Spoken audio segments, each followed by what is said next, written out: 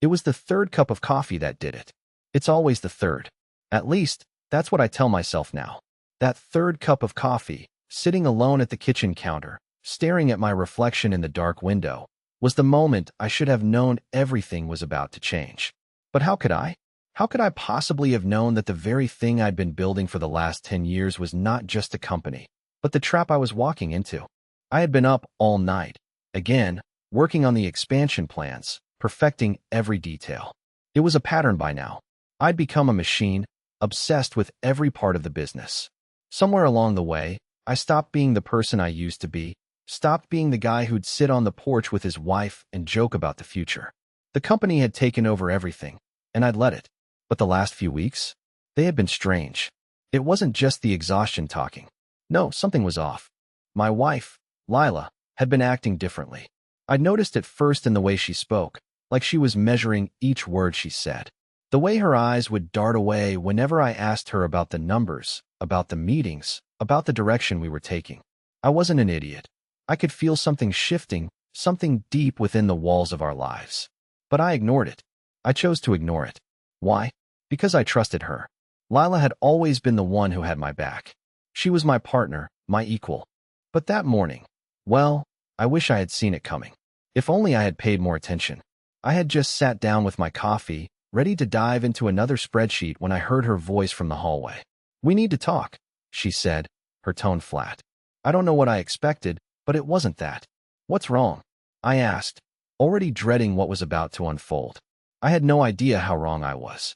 She didn't sit down. Instead, she stood in the doorway of the kitchen, arms crossed, looking at me like I was a stranger. "I'm done." I blinked, unsure if I heard her right. "What?" "I'm done," she repeated, her voice steady. There was no anger, no sadness, just finality. "I can't keep doing this." A lump formed in my throat. "Doing what? What are you talking about?" She looked at me for a moment, almost as if she was studying me. Then she said the words that would shatter everything I thought I knew. "The business, Ethan. It's over. I'm taking everything." I froze. My mind raced, trying to process what she had just said. "What? What do you mean you're taking everything?" "The company, Ethan. The shares. Everything." She didn't blink, didn't look away. "You're not in charge anymore." My heart pounded in my chest. You can't just, what are you talking about? We built this together. We've been partners in this from the beginning. She cut me off, her voice colder now. "You've been too busy, Ethan. Too busy to notice what was really going on. While you were obsessed with growing the company, I was making moves. I was putting things into place, and now it's mine." I stood there, stunned, unable to form a coherent thought. "No, this is insane. Lila, you're lying." But she wasn't. I could see it in her eyes. There was no doubt, no hesitation. She meant every word she said. And then, as if she could read my mind, she added, "I've already called the lawyer. The paperwork's already in motion. The shares have been transferred. The deal's done." I felt my legs weaken beneath me. I stumbled back, grabbing the counter for support. What are you doing, Lila?" My voice barely rose above a whisper, but the desperation was clear. "You can't just take everything. We had a future, we had a life together. How could you?" "Because I realized something, Ethan," she said, stepping forward now, closer. "I realized that I was always your second choice. Your backup plan. Your wife. Not your equal. Not your partner. Just the person who helped you get to the top so you could leave me behind." The words hit me harder than I could ever have imagined. I had always thought she was by my side, supporting me, helping me. But in that moment, I realized that while I was climbing, she was quietly building something of her own. Something I couldn't see. "I've been building my own empire," she continued, her eyes cold and resolute. "And now it's time for you to step aside. The shares are mine. The company's mine. And you." She trailed off, but the meaning was clear. I opened my mouth to speak, but nothing came out. I couldn't breathe. I couldn't think. I was suffocating in this nightmare, and there was no way out. Lila turned to leave, and I watched her walk away, her steps steady, her back straight. The sound of her shoes clicking against the floor felt like a hammer striking me in the chest with each step. When the door slammed behind her, I was alone. Alone with the wreckage of everything I had worked for. Alone with the crushing realization that my life, the life I had thought was real, had been a lie. It didn't take long for the phone calls to start. The lawyers, the calls from the board members, the stockholders, all of them asking questions I didn't have answers to. Asking about the shares, asking about the company. But they weren't asking about me.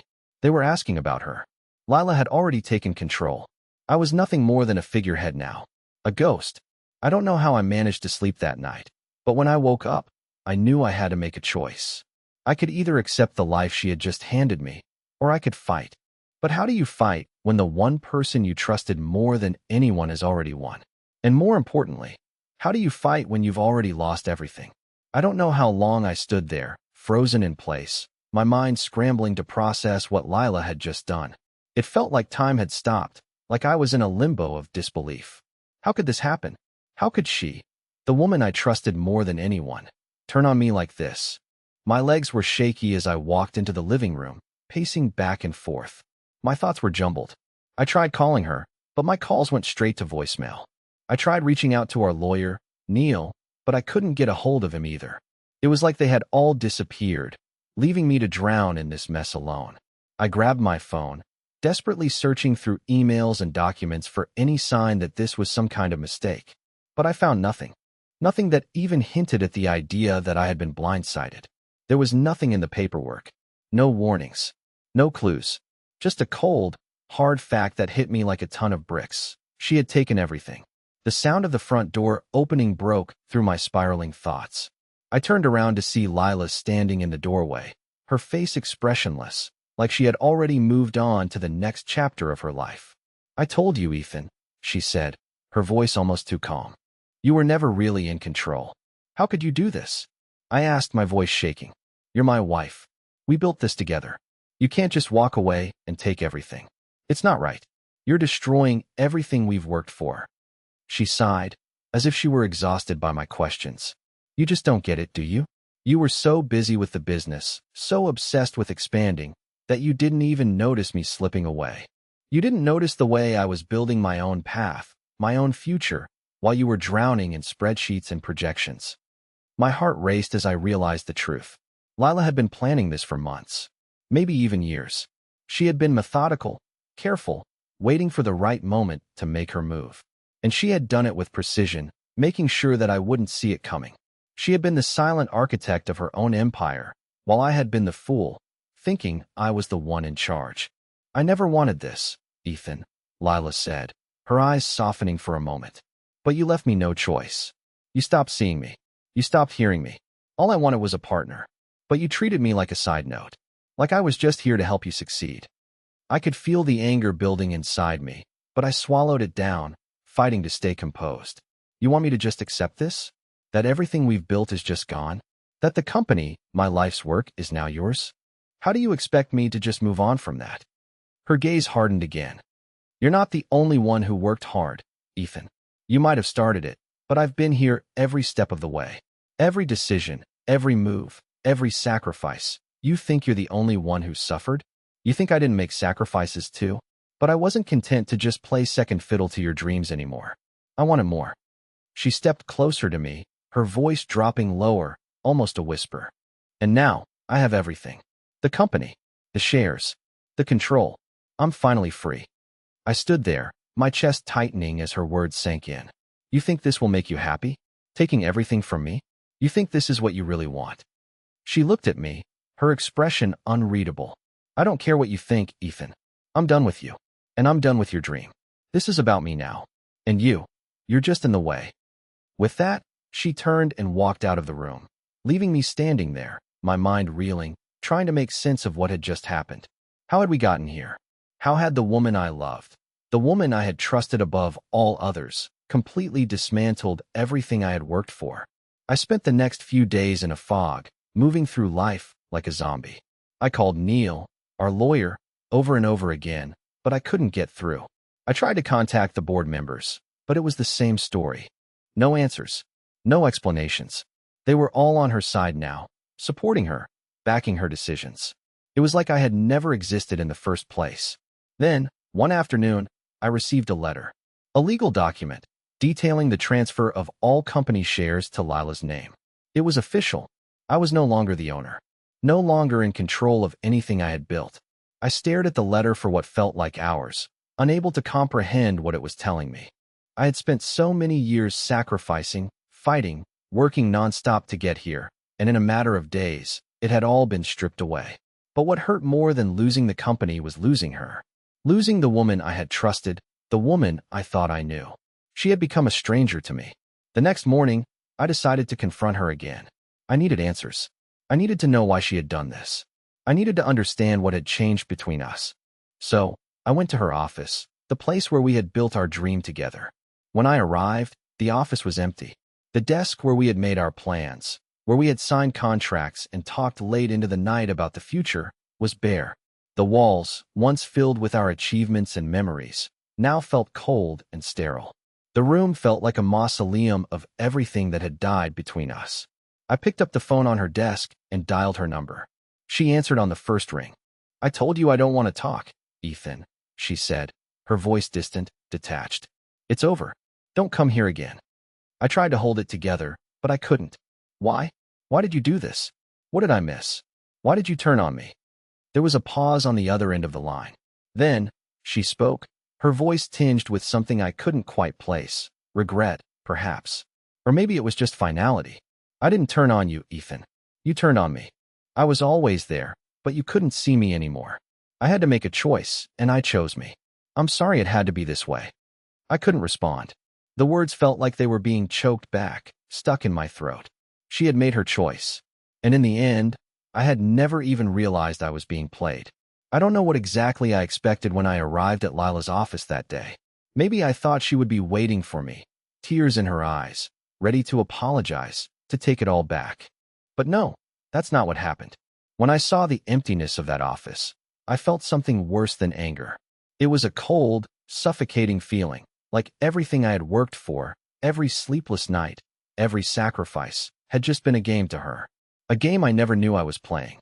I stood there, staring at the barren walls, feeling the weight of her absence. The company was gone. My place in it, gone. But worse than that was the woman I had once loved, who had somehow transformed into a stranger who had orchestrated the destruction of everything we had built. I had to understand how we got here. I needed closure, even if it meant facing a truth I didn't want to believe. I left the office, driving aimlessly for hours, my mind racing with questions I couldn't answer. My phone buzzed in my pocket, and I fumbled to pull it out, half hoping it was Lila calling to explain herself, to apologize for what she'd done. But it wasn't her. It was Neil, our lawyer. "Ethan." Neil's voice was strained, almost nervous. "We need to talk." "About what?" I asked, barely able to keep the bitterness from my voice. "Is there something else I need to hear?" There was a long pause. I could hear him shuffling papers in the background, and then he said something that made my blood run cold. "Lila's been busy, Ethan." I've never seen anything like it before." "What do you mean?" I demanded. "What has she done now? You need to come to my office. I'll explain everything when you get here." "But Ethan, I don't think you're going to like what you're about to hear." The fear in his voice was enough to make me hesitate, but I didn't have a choice. I had to go. I had to know what else she had done. So, I drove to Neil's office, my heart pounding with every passing mile. When I arrived, he was waiting for me, his face drawn with concern, his eyes betraying a mix of sympathy and something else, something I couldn't quite place. "Sit down," he said, gesturing to the chair in front of his desk. "This is bad, Ethan." I didn't sit. I couldn't. My legs were stiff, like I was being held in place by invisible chains. "Just tell me what happened. Please." Neil ran a hand through his hair, clearly uncomfortable. "Lila's been buying up shares behind your back. A lot of shares. More than you realize. She has full control now, Ethan." My brain couldn't process what he was saying. "She what? That's impossible. She didn't have the resources to." "She did, Ethan. She's been moving money around, investing in silent partners, taking out loans without you knowing. She's been positioning herself for this for months, maybe longer. And you never saw it coming." The words hit me like a hammer. I felt the floor beneath me shift, the ground becoming unsteady. Lila had been playing a game the whole time. She had outmaneuvered me at every turn, and I didn't even realize it. She was smarter, colder, and more ruthless than I ever gave her credit for. And now, I was left holding the pieces of a shattered dream. "Why didn't you tell me?" I demanded, my voice rising. Why didn't you stop her? Neil's eyes flicked to the side, avoiding my gaze. I tried, Ethan. I tried to warn you. But when it comes to Lila, she has a way of convincing people.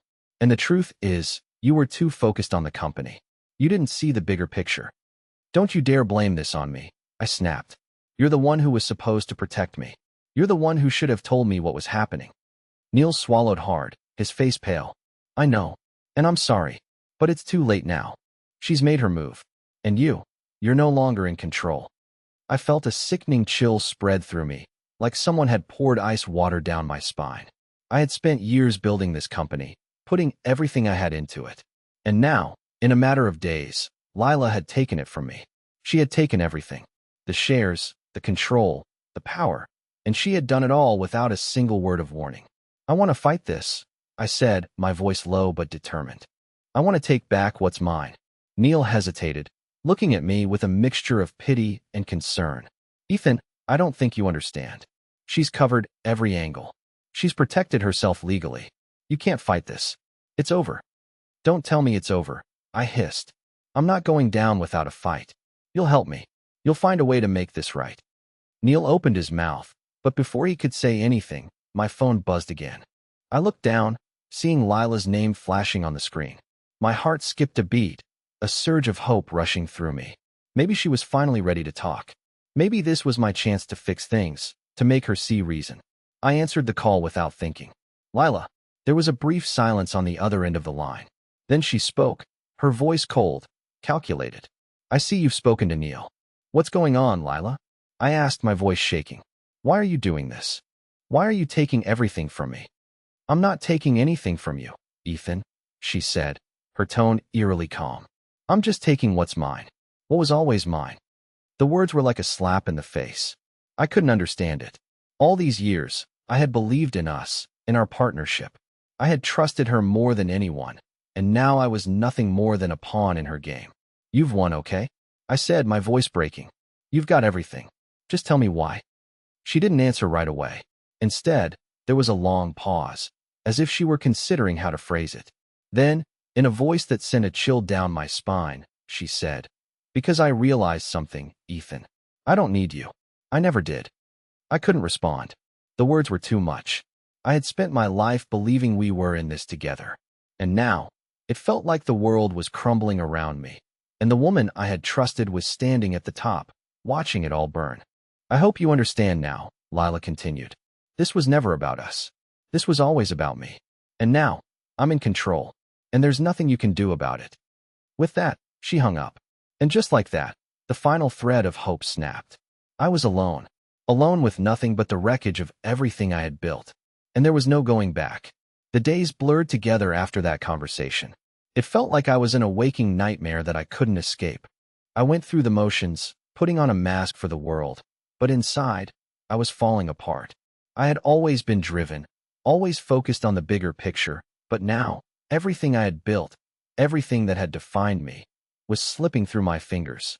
And the woman I had trusted, my wife, was the one holding the strings. I barely slept, haunted by the images of the life we had created together. The company, the house we had bought, the late-night talks about our dreams, our future.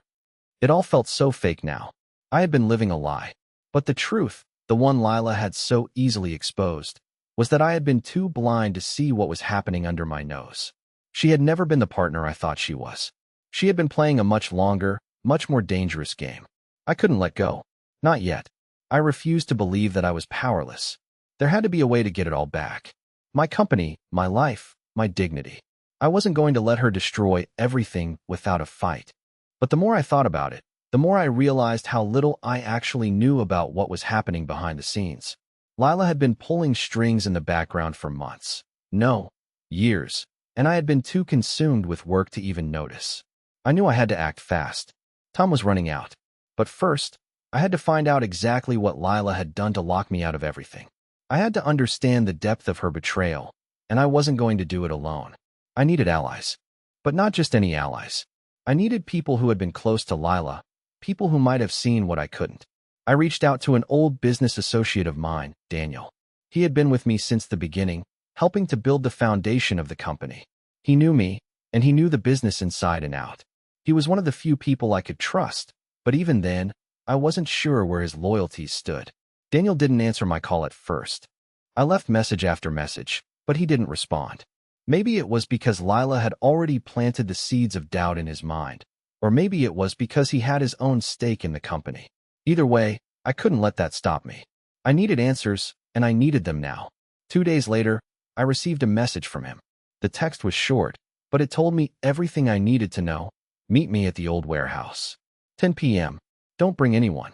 It was vague, cryptic, but I didn't care. I was desperate. I showed up at the warehouse that night, my heart racing. The place was dark and silent, the kind of place you wouldn't expect to find anyone, let alone a potential ally. But as I stepped inside, I saw him. Daniel, leaning against the wall, arms crossed, looking as if he had been waiting for hours. "Ethan," he said, his voice low. "I didn't think you'd come. I didn't waste time with pleasantries. What do you know about Lila? About what she's done?" Daniel looked around nervously, as if he was afraid someone might be watching. "We need to be careful, Ethan. What I'm about to tell you, it's dangerous. Lila's not the person you think she is. I'm not sure she ever was." My pulse quickened. "What do you mean? What's going on?" He took a deep breath, then pushed off the wall and stepped closer. I knew something was off when Lila started pushing harder. She wanted more control, more influence in the company. At first, I thought it was just her ambition. I didn't think much of it. But then, I started seeing things. Papers being signed without your knowledge. Meetings happening behind closed doors. And that's when I realized she was planning something. But I didn't want to believe it. Not until I saw the transfer of shares. She had already started making moves to take you out. I felt the air leave my lungs. She's been plotting this from the beginning. But why? Why would she do this? We were partners. Everything we did together. Daniel's face softened, and for a moment, I saw a flicker of sympathy in his eyes. "It's not about you, Ethan. It never was. You were just a tool. She was always looking for power, for control. And now, she has it. You're not just out of the company. You're out of her life. The power she has now, she doesn't need you anymore. You were never her equal." The words cut deep. I had known that something was off, but hearing it from someone else made it feel real. Lila had been manipulating me, using me as a stepping stone to get what she wanted. All this time, I had been too focused on the company, too consumed with the future we were building, to see the cracks in our relationship, to see the way she had been slowly, carefully, taking control. "Is there anything I can do?" I asked, desperation creeping into my voice. Daniel shook his head. "It's too late, Ethan. She's already ahead of you. She has the legal teams, the financial backing, the power. You've been played. And now, you're just a casualty of her plan." I felt a wave of anger surge through me, but I swallowed it down. There had to be something. There had to be a way to fight back. What about the board? The shareholders? They can't all be on her side. Daniel looked at me with a mixture of pity and frustration. "You don't get it, do you? She's already secured them. She's got them all wrapped around her finger. She's been working them for months, setting up deals behind your back, promising them things you never could. You're not just fighting against her now. You're fighting against an entire system that she's built." I took a step back, trying to process everything he was saying. It felt like the ground was shifting beneath me, like I was being swallowed whole by this betrayal. But there was something in my gut that told me it wasn't over yet. I couldn't go down like this. Not without a fight. "I'm not giving up," I said, my voice firm. Daniel didn't respond at first. He just stood there, watching me with an unreadable expression. Finally, he spoke, his voice low. "You might not have a choice. She's already won, Ethan." But I couldn't accept that. I wouldn't. I wasn't done yet. Lila may have thought she had everything, but she hadn't accounted for one thing, me. I would take it all back, no matter what it took. The air felt thick, suffocating, like the tension was pressing down on me from all sides. Daniel's words echoed in my mind, gnawing at me. "She's already won." He said it with such finality, such certainty. But I couldn't bring myself to believe it. I had to fight back. I had to. There had to be a way out of this, a crack I could slip through, a loophole I could exploit. I refused to let everything I had worked for slip away just because Lila had made her move first. I walked away from the warehouse that night with one thought in mind. I wasn't going down without a fight. Daniel was wrong if he thought I was defeated already. No, this wasn't over. I'd come too far to let her take everything from me. I spent the next several days digging through files, old documents, contracts, anything I could find that might give me some leverage. The more I dug, the more I realized just how deep Lila had gone.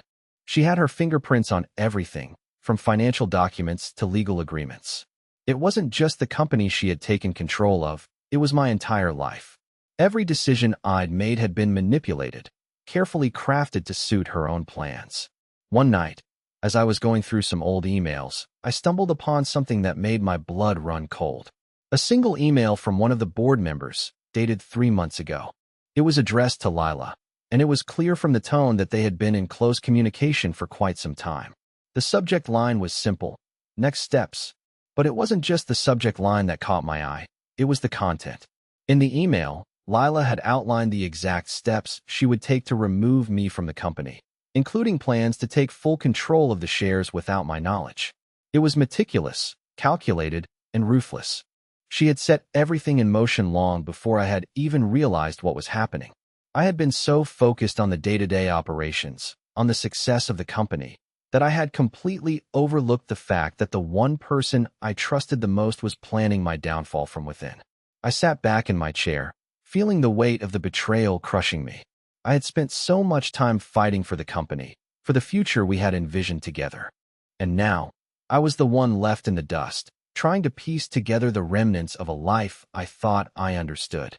But there was still a spark of something deep inside me, something that refused to die. This wasn't just about the company anymore. It wasn't just about the shares or the money. This was about my dignity, my self-respect. Lila had thought she could control everything, but she hadn't counted on one thing. I wasn't going to roll over and let her win. I knew what I had to do. I had to go after the board members, the ones who had aligned themselves with her. They were the ones with the power to make or break the company now. If I could get them on my side, if I could make them see how Lila had manipulated the situation, maybe, just maybe, I could regain control. I started reaching out, one by one, to the key players in the company. I knew it was risky. It was dangerous, even. But I didn't care anymore. Lila had already stripped me of everything I had once valued. I had nothing left to lose. The first to respond was Olivia, a longtime member of the board and one of the few people I trusted. She had always been skeptical of Lila's methods, even before I had realized how deep the betrayal ran. We met in a dimly lit cafe on the outskirts of the city, far from the prying eyes of the corporate world. She didn't waste time with small talk.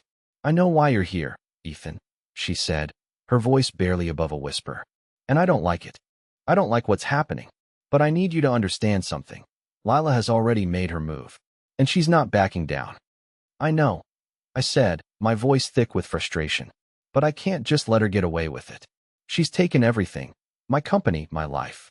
She's been planning this for months. Olivia, how can you just sit back and let her do this?" Olivia glanced around nervously, then leaned in closer. "It's not that simple. Lila's made sure that everyone's invested in this. She's been pulling strings, getting people to back her up. And let's be honest, there's a lot of money at stake here. If we go against her, we risk losing everything." I felt a sharp pang in my chest. She was right. I knew she was. But I wasn't going to give up without a fight. "I don't care about the money," I said, my voice low and steady. "I care about what's right. And what she's doing isn't right." Olivia hesitated for a moment, then sighed. "You're not going to like what I'm about to tell you, Ethan. But if you really want to take her down, you need to be prepared for a fight like no other. You think Lila's ruthless now? You haven't seen anything yet. She has people in high places, people who will do anything to protect her. This isn't just about the company anymore. This is about power. And power doesn't give up easily." I leaned back in my chair, taking in her words. I knew she was right, but I wasn't ready to back down. Not yet. Not after everything I had sacrificed. "I'm ready," I said. "I'll do whatever it takes. We'll fight her on every front. And if we have to, we'll go to war." Olivia's eyes darkened. "Then you'd better be ready to lose more than just your company. You'll lose everything. Your friends, your allies, your peace of mind. This kind of fight, it changes people." I met her gaze, feeling the weight of her warning. "I don't care. I can't just walk away and let her take it all." She nodded slowly, as if she had been expecting this answer all along. "Then it's a war you're going to get. But be careful, Ethan. There's no coming back from this." With that, we parted ways. I knew the road ahead would be long and treacherous, but I had no choice now. I had already crossed the point of no return. I had to win. I had to take back what was mine. But as I walked away, a nagging feeling settled deep in my gut. I knew this battle wouldn't be fought with just strategy and cunning. There would be sacrifices. People would get hurt. And in the end, no matter who won, we would all be changed. And I wasn't sure I was ready for what that might mean. The weeks that followed that meeting with Olivia were a blur of frantic planning, sleepless nights, and constant tension. I had become a man on the edge, no longer the confident entrepreneur who once ran the company with passion and vision, but a man consumed by a need for revenge, desperate to take back everything Lila had stolen from me. But as much as I tried to fight it, I couldn't shake the feeling that I was diving deeper into a darkness I might never escape from.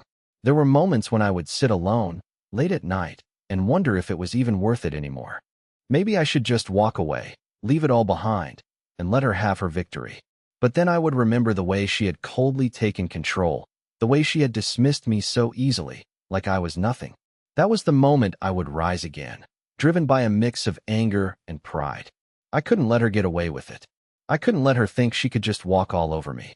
I reached out to a few key allies, those who hadn't fully committed to Lila's side yet, but they were few and far between. The board members who still believed in me were outnumbered by those who had already pledged their loyalty to Lila. But I wasn't ready to give up on them just yet. If I could get a few of them on my side, it might be enough to turn the tide. But the more I pushed, the more I realized just how far Lila had planned ahead. She had thought of everything. She had anticipated my every move and had already placed her pawns in the right spots. It was like trying to fight a battle against an invisible army.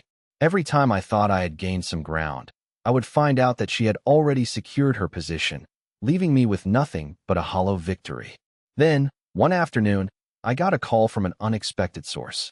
It was from someone I hadn't heard from in years, James, an old investor from the early days of the company. He had been one of the few people who believed in me when I was just starting out, when the company was barely holding itself together. I didn't trust many people in the business world anymore, but James was different. He had always been upfront with me, even when the truth was hard to hear. I picked up the phone, my heart racing. "James, is everything all right?" He didn't waste time with pleasantries. "Ethan, you need to be careful. I've been watching what's happening, and I don't like it. Lila's been playing a game, and it's one that's far more dangerous than you realize. She's been making moves behind your back, moves that could destroy everything you've worked for, and I'm not just talking about the company." I felt a chill run down my spine. "What do you mean? What's she really doing?" James hesitated, and when he spoke again, his voice was low, almost conspiratorial. "She's got people in her pocket, Ethan. People who will do whatever she tells them to. I don't think you fully understand just how deep this goes. She's not just after the company. She's after control. She wants more than just power. She wants everything." I felt a surge of panic. I already know she wants everything. She's already taken everything. But I'm not giving up, James. I'm not walking away. There was a long pause on the other end, and when he spoke again, his voice had a certain finality to it. "If you want to win this, you need to be prepared. Lila's playing a game, and she's going to drag everyone down with her, including you. Don't make the mistake of thinking she's just going to let you walk away from this with anything intact." I didn't respond right away. The weight of his words hung in the air, thick with an unspoken warning. Lila wasn't just trying to win. She was trying to destroy me, to leave me with nothing. I had to fight back. But how? What could I possibly do to stop her when it seemed like she had thought of everything? When every move I made was countered before I even knew I was making it. I spent the next few days in a haze, trying to sort through my options. James had given me a wake-up call, but it wasn't enough. I needed to know exactly what Lila was planning, and I needed to find a way to disrupt it. I couldn't keep guessing. I couldn't afford to make any more mistakes. And that's when I had an idea. An idea that was risky, dangerous, and possibly a one-way ticket to disaster. But in that moment, it felt like the only option left. I reached out to an old contact, someone who had been a part of the company in the early days but had since disappeared. Sam, a former employee who had always been a little shady, a little too eager to get involved in things that didn't quite add up. I didn't trust him, but I needed someone on the inside. Someone who could dig up information I couldn't get on my own. Sam was a wild card, but in this game, I was starting to realize that the rules had changed. I couldn't play by the book anymore. I needed to get my hands dirty. When Sam picked up the phone, he sounded surprised to hear from me. Ethan, this is unexpected. What do you need? I need information, I said, my voice sharp. I need to know everything about Lila's recent activities, and I need to know it now. There was a pause on the other end of the line. What's in it for me? Sam asked, his voice low and calculating. I hesitated for a moment, weighing my options. I can help you get back into the company. You know I still have connections. You help me now, and you'll get your chance to come back. But if you don't, if you turn me down, then we're done. You're on your own. Sam didn't take long to respond. All right, I'm in. But you better be sure this is what you want. Things are about to get messy. I don't care how messy it gets, I replied, my resolve hardening.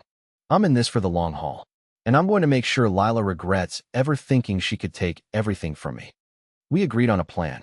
Sam would start digging, gathering whatever intel he could on Lila's next move.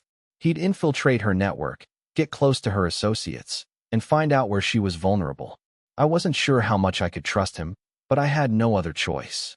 I couldn't take this on alone anymore. But even as I hung up the phone, I felt a knot in my stomach. I was crossing a line.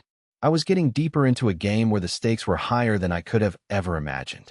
And the more I thought about it, the more I realized that this battle wasn't just about business anymore. It was personal. And when it comes to something that personal, people get hurt. I wasn't just fighting for the company. I was fighting for my very survival. And if I had to burn everything to the ground to take her down, then so be it. Because this wasn't just about revenge. This was about making sure Lila knew, in the end, that I was never the fool she thought I was. The days turned into a blur, filled with meetings, late-night calls, and constant planning. I was no longer just a businessman. I had become a man on the edge of everything, driven by one singular obsession, taking back control from Lila. Every move I made, every step I took, felt like a gamble. I had no illusions anymore. This wasn't about saving the company. It was about saving myself from being obliterated by a woman who had outsmarted me at every turn. Sam, the wild card, started delivering. Slowly but surely, he gathered pieces of the puzzle that I couldn't see. He dug into Lila's network, pieced together her conversations with her allies, and even gained access to some of her private emails. The more I learned, the more I realized how deep her betrayal went. It wasn't just the company she was after, it was everything. She had embedded herself into every aspect of my life, making sure that I couldn't escape the trap she had set. She had managed to isolate me, turn people I trusted against me, and play a game that was far bigger than I had ever imagined. But the information Sam provided wasn't just a wake-up call, it was ammunition. It gave me a glimmer of hope that maybe, just maybe, there was still a way to fight back. I now had concrete evidence that could expose Lila's manipulation, the underhanded tactics she had used to oust me. But I couldn't act on it yet. I needed to be smart. I needed to time my next move perfectly. The last thing I wanted was to expose myself too soon, only to have her pull the rug out from under me again. It was then that I received an unexpected call. Is this Ethan Thompson? The voice on the other end was cold, clinical, nothing like the warmth I had once heard in Lila's voice. Yes, who is this? I asked, a sense of unease creeping over me. This is Agent Keller, the voice replied. We need to talk. I felt a chill run down my spine. Agent Keller? What do you want with me? Meet me at the address I'm sending you. You've been under investigation, Ethan. It's about time you knew. The message was clear. There was no negotiation. The tone in his voice left no room for doubt. If I didn't show up, I'd be making things worse for myself. For a moment, I stood there, holding the phone to my ear, unsure what to make of it. Lila had already taken everything from me.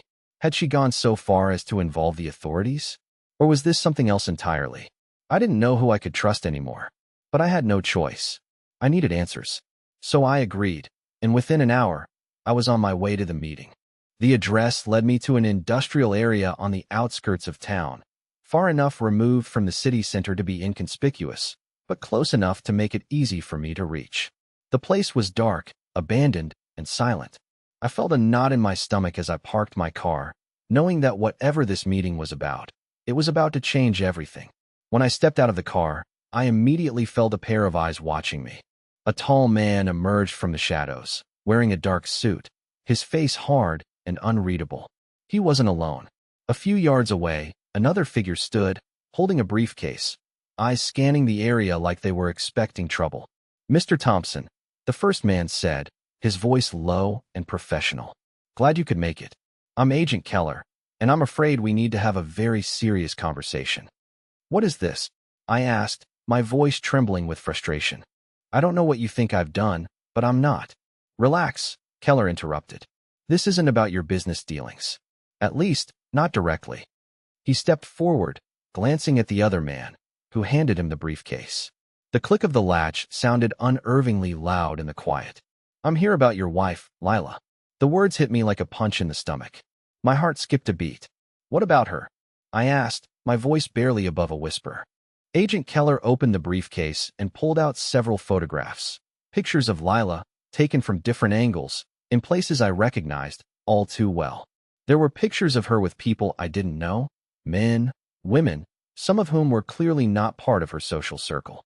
Some of the photos were taken in what looked like private meetings, others in more casual settings.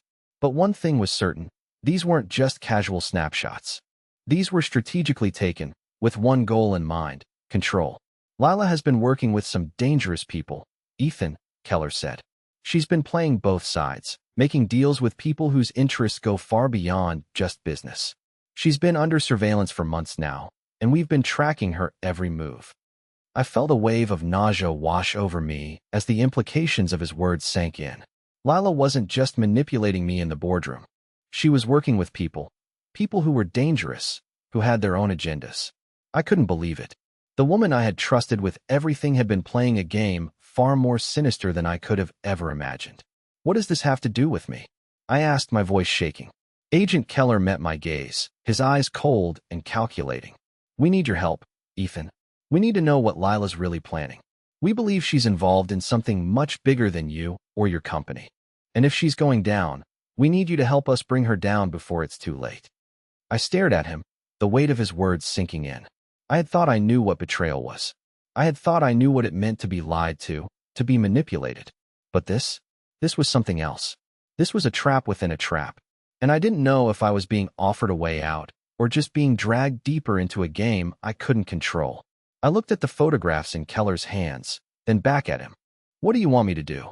Keller gave me a cold smile. "We need you to keep an eye on Lila, Ethan. We need you to stay close. We need to know everything she's planning. And we need to know now." I didn't say anything at first. My mind was racing, trying to figure out what the hell was going on. I had always thought Lila was the one pulling the strings, the one playing the game. But now it felt like I was the pawn in a game far bigger than I had ever realized. And the worst part? I didn't know who the real enemy was anymore. Lila, the people she was working with, or the ones who had now come knocking at my door, expecting me to betray her and play their game? I was in too deep. But there was no turning back now. If I wanted to get everything back, I had to play along. I had to walk this dangerous line, no matter where it led. "All right," I said, my voice hardening. "I'll do it. But if this goes south, don't blame me." Agent Keller nodded, as if he had expected this answer. "It's not just about business anymore, Ethan. It's about survival." And for the first time in what felt like forever, I understood exactly what he meant. The next few weeks felt like a storm brewing on the horizon, building in intensity with each passing day. I walked a fine line, juggling my role as a betrayed businessman with the demands of playing a part in a much bigger game. I couldn't trust anyone, not even myself, as I worked to gain Lila's trust again, while secretly working with Agent Keller and his team to uncover the full extent of her involvement in whatever dark plans she was plotting. Every step forward felt like I was wading through quicksand, but there was no other choice. If I wanted to reclaim my life and the company that meant everything to me, I had to keep my balance. In those days, I did everything in my power to get close to Lila without alarming her. I kept up the act, pretended everything was normal between us, even as I pieced together the puzzle that she had carefully constructed over the years. She had no idea I was watching her every move, listening for the subtle things she thought she could get away with. But as I dug deeper into her dealings, something unexpected began to happen. I started to see cracks in the facade. Lila wasn't invincible. Her empire of lies was fragile, and it was only a matter of time before everything would come crashing down. I found connections between her shady deals and even some of the people she had been using to manipulate me. The more I uncovered, The more it became clear, Lila's power was built on deceit, and that kind of foundation could never last. One night, after weeks of gathering evidence, I met with Agent Keller. I brought everything I had: documents, recordings, and even photos of her meetings with people who were far more dangerous than I had imagined. Together, we planned the next steps. This was it, the moment of truth. We set up a final confrontation with Lila, one that would expose her to the world and dismantle everything she had worked to build. It wasn't just about the company anymore. It wasn't just about revenge. It was about showing everyone, including myself, that I wasn't just a victim. I was a fighter. When the day came, I was ready. I met Lila at the office, where she had always been most comfortable. Her confidence, that cold, calculating confidence she always wore like armor, was still there. She didn't suspect a thing. We sat across from each other, the silence between us heavy with unspoken words. I could feel the weight of everything that had happened hanging in the air, the tension thick enough to cut with a knife. "So," Lila said, her voice calm, but there was a flicker of something in her eyes, something that made me pause for a split second. "I guess we're finally going to talk about what's been going on, aren't we?" I didn't flinch. "Yes, we are. It's time for the truth to come out." She raised an eyebrow, leaning forward. "The truth? What truth, Ethan? That you're a failed businessman? That you've been chasing shadows for far too long?" I took a deep breath. "The truth about who you really are, Lila. The truth about everything you've been doing behind my back." I slid the pile of documents across the table, my heart pounding as she hesitated, glancing at the contents. The silence stretched as she looked through them, her face slowly falling as the weight of what I had uncovered sank in. "You've been lying to everyone," I said, my voice steady now. "You've been manipulating not just me, but everyone who trusted you. The shares, the hidden deals, the under-the-table agreements. It's all here." Lila looked up at me, her face paling, but her defiance never wavered. "You think you can stop me now? You think anyone will believe you?" I smiled, a sense of calm finally settling in. "It's not just about me anymore. You're not in control of this anymore. I have everything I need to take you down, and I'm not going to let you ruin everything I've worked for." Her eyes narrowed, but I could see the cracks beginning to show. The confident woman I had once known, the one who had always been in control, was starting to crumble. She had played her cards well, but I was finally playing mine. Before she could respond, the door opened, and Agent Keller walked in, flanked by a couple of his colleagues. Lila's face turned an even paler shade, and for the first time in all these months, I saw fear in her eyes. "This is Agent Keller," I said, turning to him. "He's been watching everything you've been doing. And now, it's time for the truth to come to light." Lila stood up quickly, but it was too late. The game was over. The lies, the manipulation, everything she had done to take control was now exposed. She had underestimated me. She had underestimated how far I would go to protect what was mine. As Keller and his team moved to arrest her, I couldn't help but feel a sense of relief wash over me. The fight had been long, and the scars would remain. But in that moment, I felt the weight lift from my shoulders. I had won. I had taken back what was mine, not just the company, but my life, my dignity, and my self-respect. The months that followed were a whirlwind. The board members who had been loyal to Lila were ousted, and the company was slowly but surely returned to its rightful place. I worked with the team to rebuild what had been lost, but it was more than just a corporate recovery. It was a personal one. In the end, I learned a lot about myself, about the cost of ambition, about the dangers of blind trust, and about how easily people can be deceived when they're not looking.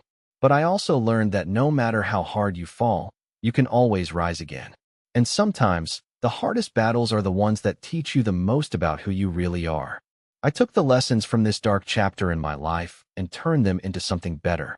The company flourished, yes, but more importantly, I had found peace again. I wasn't just surviving anymore. I was living, and I was in control.